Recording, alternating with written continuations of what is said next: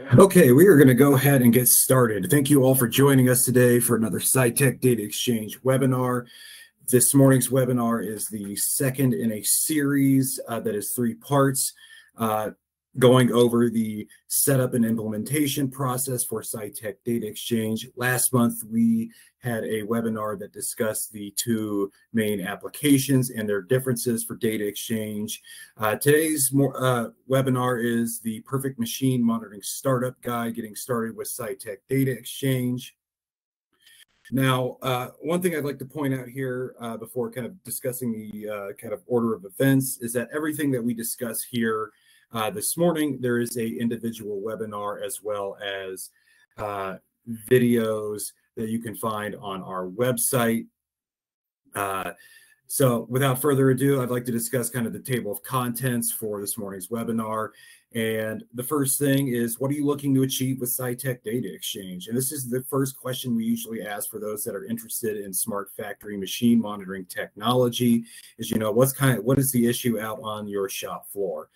As well as some pre-planning things to tackle, such as, like what areas are you looking to define when starting up that are kind of tied to your areas that you're looking to achieve success in, as well as getting connected to your shop floor equipment. What are you looking to track in terms of, certain machine statuses and issues, and what data exchange applications to use and who uses them, and kind of just a starting point for the most necessary charts and dashboards, what to use and what will they present. So the first question, what are you looking to achieve with machine monitoring? Scytec DataXchange has many benefits. What are you looking to achieve by implementing them, a machine monitoring solution into your smart factory? And there's a lot of different uses for machine monitoring, but what we kind of commonly hear from people is they're looking to go beyond what their ERP or MES can report. Data Exchange can show you a lot of things that MES and ERP just simply can't do, as well as rudimentary machine monitoring platforms that you might get already installed on a machine. You can also discover hidden bottlenecks in shop floor processes, reduce machine downtime, increase machine uptime, utilization, OEE. You can get visibility into shop floor events with alerts and notifications, as well as the performance of your shop floor personnel. For those of you with CG Tech Verica, Data Exchange has an integration with that can help improve your digital twins. You can also see what machinery that you are using the most, what machinery needs to get more use out of. Maybe that might entail buying a whole new piece of equipment and sunsetting the older legacy stuff. You can also win new contracts, have better quoting, and meet deadlines with ease with Scytec DataXchange. And yeah, the big thing with machine monitoring is that it produces charts and dashboards that can help you look into real time as well as historical analysis to really help you kind of tackle what is going out on your shop floor. So first, I'd like you to discuss what some of our clients have achieved, and you can find all of this information on our case studies page, which can be found on our website at scytec.com/Scytec DataXchange case studies. So we have what we're looking at here, just kind of some poll quotes, basically, from a bunch of clients that have achieved a lot with machine monitoring, including a client that saw a 15% increase in utilization. They won new business with Data Exchange, full data visibility and accuracy, and saw a decrease in downtime. We had another client that saw an increase in productivity, an increase in teamwork, as well as processes. Another client that achieved an increase in utilization by 10 to 20%. That was right off the bat. And then with further use of Data Exchange, they saw an increase of 30% by moving down the licensing levels and utilizing different features that are provided with those licensing levels, as well as an increase in data-driven decision making. We had another client that saw a 15% increase in utilization, that also saw an increase in capital saved, a decrease in cost per parts, as well as an increase in part counts and an increase in utilization. And as I said, you can find out all this stuff on our website. They are both in written and video form. Next up, I'd like to discuss what you can track inside of Scytec DataXchange, and something that's very important to kind of just discuss right off the bat. With DataXchange, everything is 100% user definable, configurable, and it works off of rules that you set for it. So with DataXchange, there's all sorts of things that can populate your manufacturing charts and dashboards with.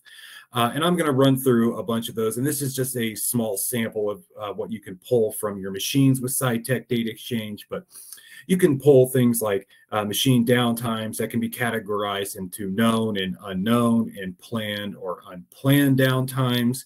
And I'm going to go into some of this in a little bit detail here in just a minute, but as well as your machine uptime. So a machine that is like cutting or in cycle, good and scrap part counts, real-time machine statuses, which you can see over there with that graphic on the right. That is our real-time equipment view. That can show you basically what is going on at that very moment with whatever machine that you have selected. So we have a Doosan that is in a low override and has been in that status for 17 minutes. And then below that, you can also see if it's meeting its utilization requirements. So that machine is currently operating about at 40% of what we would like to see at about 75%. And then above it with those little colored boxes, you can see the high level overview of certain machine statuses and how overall how long they have been in them.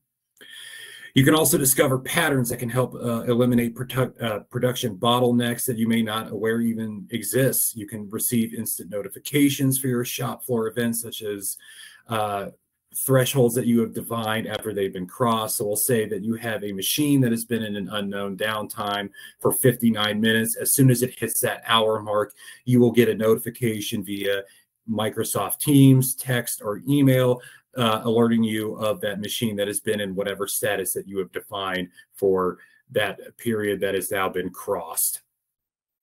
You can also have setup times and ideal times, M0 and M1 stoppages tracked, breaks, alarms, and accurate OEE that incorporates setup times, which is something that not a lot of our competitors do.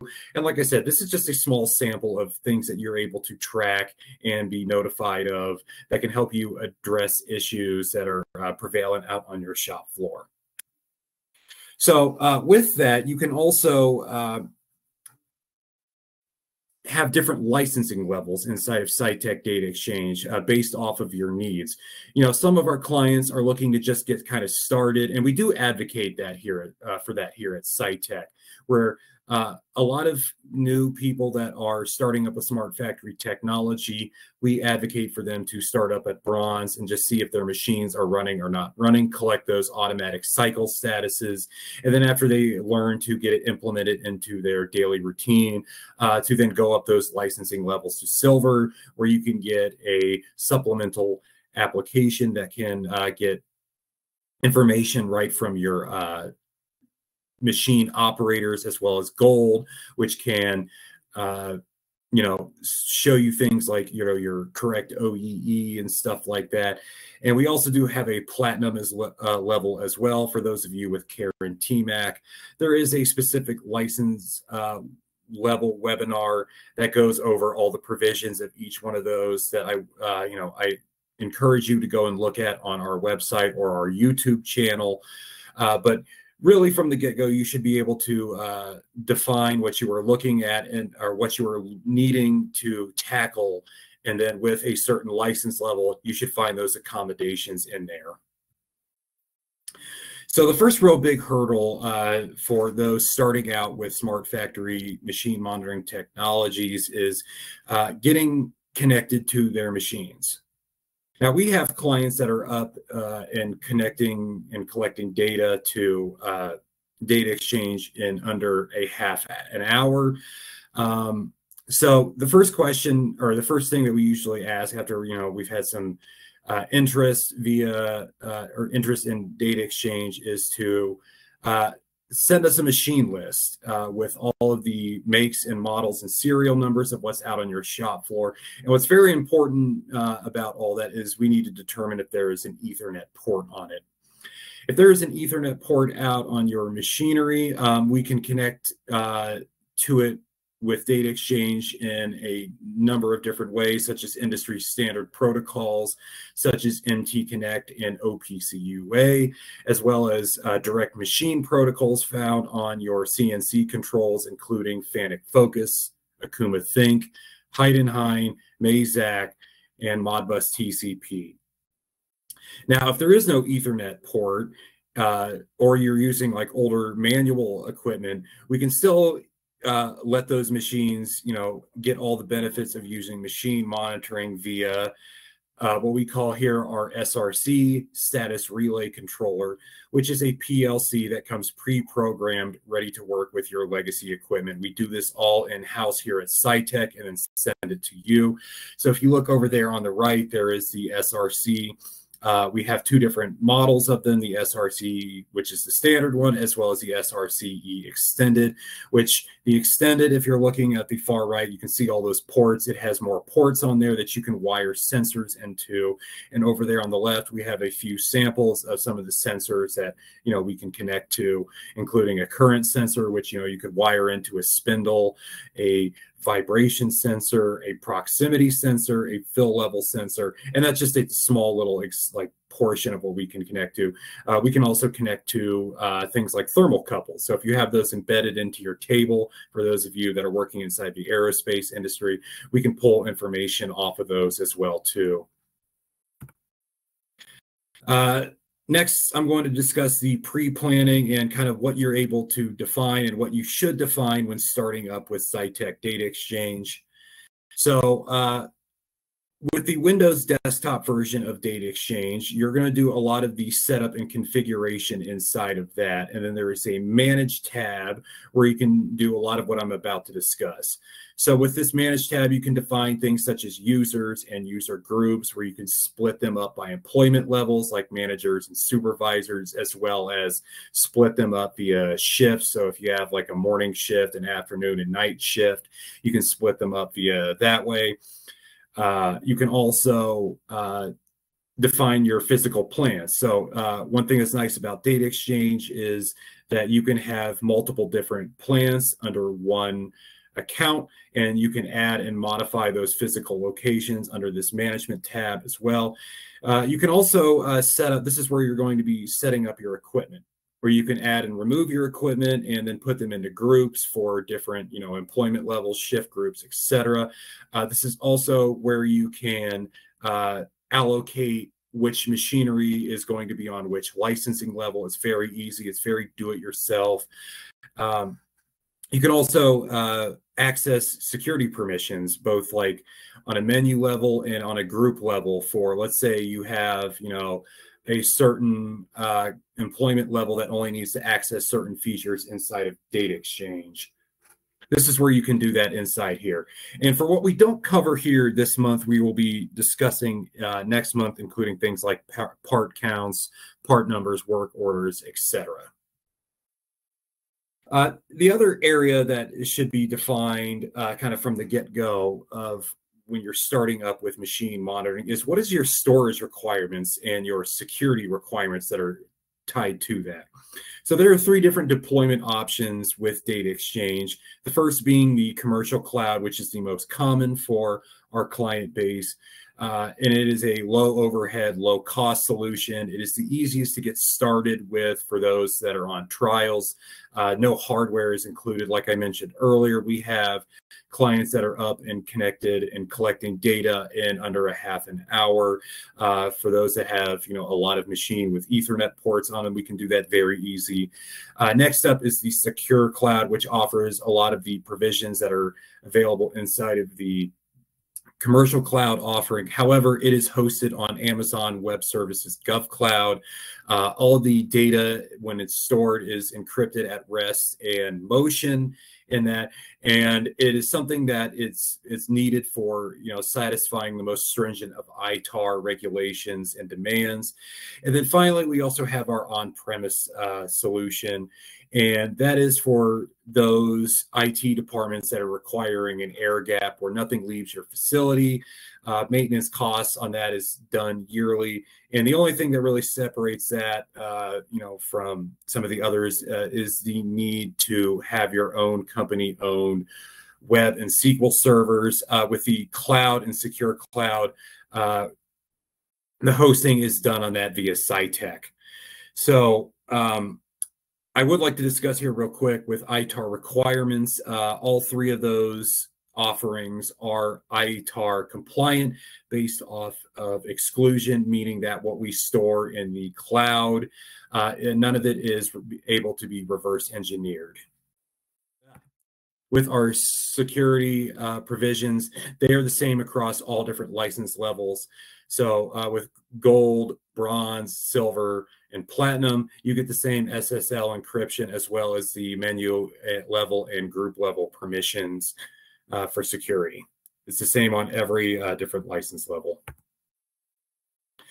Next up, I would like to kind of discuss how you can set up your machine status definitions. And as I said earlier, everything inside of Scytec DataXchange is 100% user configurable, and it is defined by the rules that you create. So with the charts that are populated from the information that is pulled off of your equipment, you know, how is that going to be displayed? And this is where you can set that up inside of the DataXchange tab in the desktop version, where you want to present things that are in cycle and cutting. We usually have those in shades of green, and that can also show things such as high and low overrides and warmups. Planned downtimes are usually defined as shades of blue, and those include things as breaks and setup, because those are normally something that are planned inside of any given day. And then there's unknown downtimes, and this is the big reason for DataXchange. Why you want to have machine monitoring is to be able to locate those unknown downtimes and then eliminate them. And our unknown downtimes from the get-go are usually in shades of yellow and orange. And then we have unplanned downtimes, and those are custom definable. And those can be things like no material, maintenance, and alarms. And as I said, this is all 100% user configurable. You can define all this stuff to your heart's content inside of the desktop version of DataXchange. So next, I'd like to kind of discuss what apps to choose and who should be using them. We had somewhat of a webinar about this last month where we discussed the two main applications for DataXchange and how they should be used. First, I'd like to discuss is where you can find everything. So if you go to dx.scytec.com, once you are all signed up, you can find a landing page with access to downloads as well as data display there.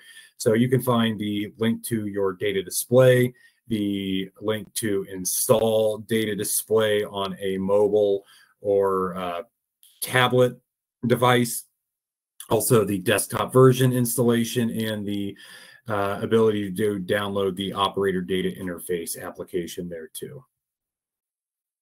So there's two main DataXchange applications. There's the desktop client that only a few will be using inside of your production environment, probably those who are doing the setup and the configuration. Maybe they're in your IT or your project managers. And then there's data display. And data display is going to be the way forward for Scytec DataXchange. In the last few years, we have taken features that were commonly found in the desktop client, and we have put them inside of data display for commonality, for ease of reporting. And it is going to be the one that is used by the majority of your shop floor personnel, where you can find out things such as real-time equipment statuses, as well as historical charts and reporting from all that. And then we also have our operator data interface, which is available on the silver licensing level. And this is kind of what turns the Scytec DataXchange machine monitoring platform into a communications one, as you can get operator feedback for specific unknown and unplanned downtime reasons. Let's say, you know, something happens out on the shop floor where you get like a tool breakage. Normally that would be reported as an unknown downtime, but if you have an operator that is out there and notices that, they can go in and either on the fly or even backfill a machine statuses, that they can go in and fill that all out correctly so that you get like the most accurate historical data. And one thing that's also cool about the ODI is that it also shows real-time machine statuses. So we typically see these operated by operators who are working inside of a cell, and they're in charge of, you know, a certain amount of machines and stuff like that, where they can, you know, see what's going on with multiple machines at once. So at this point, I'm going to go into the demonstration side of this morning's webinar, and I'm going to show a handful of charts and a dashboard that we advocate for. You know, this is like a good starting point to see, you know, you just gotten started, you're properly connected and collecting data. So what should you be looking at first in terms of charts and dashboards? So I'm going to log into our, like I said, you can go here to dx.scytec.com and find the application sources for everything data exchange related. You can click here on data display. It'll open up a link where you can then input your account information. And the first chart we are going to look at is going to be a timeline chart. So if you notice up here in the top left-hand corner, we have a bunch of filters that you can select.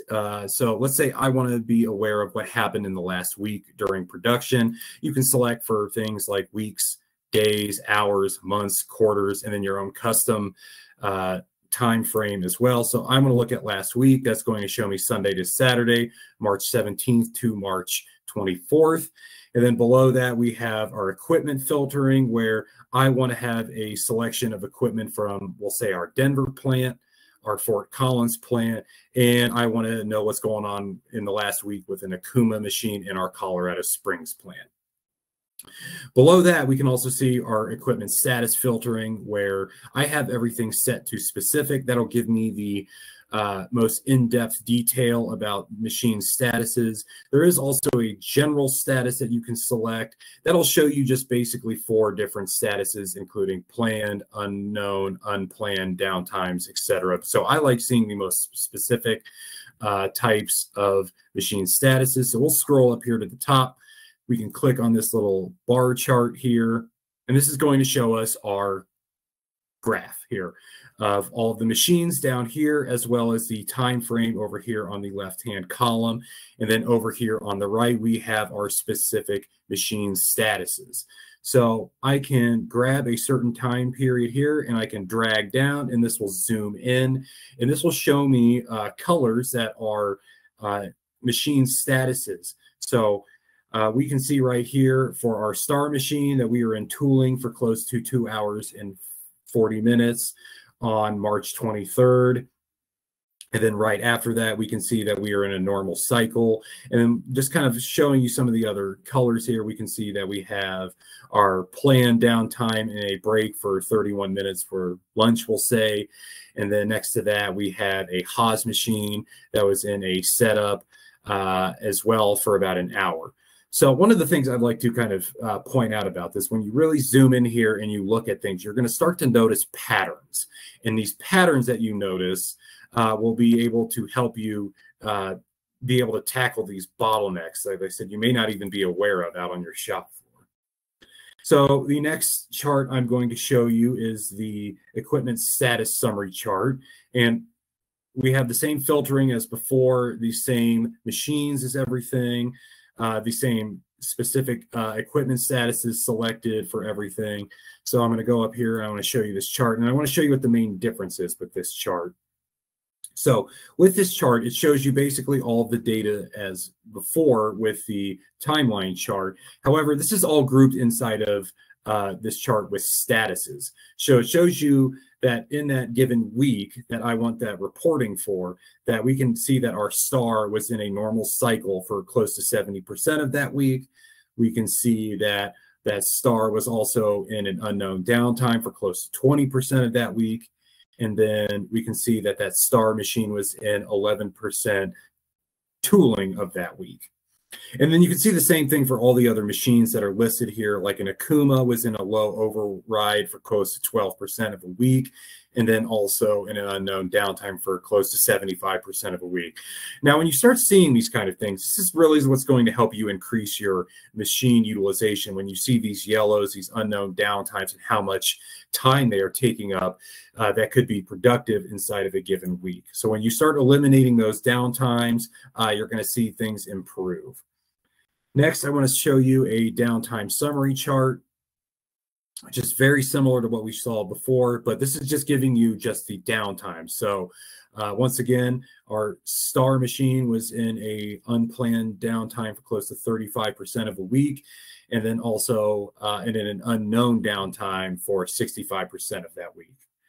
And to really hone this in, I also want to show you the downtime Pareto chart. And for those of you that are unfamiliar with the Pareto rule, it basically states that 80% of problems can be tackled by finding out which is causing, or 20% of your problems are causing close to 80% of them. So we have this little line right here that's, around the 20% mark. And this chart shows you the heavy hitters for what is causing machine downtimes and issues out on your shop floor. So the biggest one here is the breaks. Maybe you have operators that are taking longer than their allocated lunch time or something like that. Next, we can see that the next biggest issue is tooling. And then as well, we have setup, excess setup, and then the least of our concerns is machine pauses with M0s waiting for an operator. So the last little chart that I'd like to show you here, or I'm sorry, this is actually a dashboard, is our equipment view. And the equipment view is a real-time dashboard showing you machine statuses in real time. We can do a lot of the filtering to show us certain things, as I kind of pointed out here before. So let's go ahead and take a look at what this looks like. So here we have a number of equipment in our Denver plant showing us the real-time machine statuses for everything. We can see that our Mori machine has been in an unknown downtime for 21 minutes. 54% of the current time has been in normal cycle statuses, as well as an unknown status. Now, what this is below here is our utilization gauge. So we have set our utilization gauge for this machine to be operating at 75%. As you can see, with 54% and 54% of the machine cutting and 46% of it not cutting, that we are operating just a little bit over 50% for utilization. And you can see the other machine statuses here as well, such as this Haas, which has been in a 91% unknown downtime, and it's only been cutting for close to 10%. You can see that reflected inside of the utilization gauge down here. And this is something that you can look at on a TV. We advocate that, you have these out on a TV in your shop floor or maybe in your break room. So while you're doing something else, you can still see exactly what is going on with all of your shop floor equipment. So that about wraps it up for the demonstration side. Like I said, those are just kind of the most easy charts and dashboards to start up from the get-go. Next month, we are going to be discussing some of the others, including some of the other real-time dashboards, including the RTV real-time viewer and the real-time list. So at this point, I'd like to point out a couple of other things. So if you're ever having any issues with Scytec DataXchange, we do have a help website called Scytec University, which can be found at dx.help.scytec.com. Here you can find things such as helpful information articles on, what's going on in terms of updates. You can find things such as tutorials. We even have specific role sections. So, you can see how DataXchange can be implemented for an operator or somebody in IT, somebody that's a manager, etc. So this is a very helpful website in terms of, getting started with DataXchange. And from here, I will open the floor up to any questions. We have our product specialist, Christopher Hamlin, here as well. I'm going to give it about 3-4 minutes for you guys to input any questions inside of the little Zoho heads up display, and I will be answering those accordingly. Okay, so we have a question that came in is what will actually be covered next month? So one of the things that's going to be covered is more of the real-time dashboards that I didn't discuss. What I discussed only in this one was the real-time equipment view. Next month, we are going to be discussing the RTV, which was a feature that was historically only found inside of the desktop version. It can now be found as well for all your previously created charts inside of the bottom of the data display landing page. We also have the real-time list that I did not discover, or I did not go over. We also are going to be discussing some of the other features that are inside of the Data Exchange and the management tab, such as part uploads and how you can set up notifications and stuff like that. And then looks like we have another question, and how long is a typical setup and what does that look like? So it's really all dependent on the machinery that you are going to be connecting to Scytec DataXchange for that. So as I mentioned, we have clients with nothing but Ethernet-based machinery that can be set up and collecting data in under a half an hour. I've even seen somebody get set up in about 15 minutes before. So it's really all dependent on the machinery that you have, and if you're going to need one of those PLCs to connect to your older and legacy equipment. And something I'd like to I guess reassure everybody that's on the fence or new here is that we do offer plenty of either on-site, over the phone, whatever, Zoom training on how to get kind of properly started with everything. We walk you through everything. We make sure that you understand the product when getting started and are here to help out along the way. We also have a team of wonderful support technicians that if there's a problem that they will address them and make sure that everything is good on your end. So if there's any other questions, I will give it another minute here, and then I think we will officially close this morning's webinar. And thank you all for joining us. So if there's any more questions, feel free to put them inside of the Q&A section here. And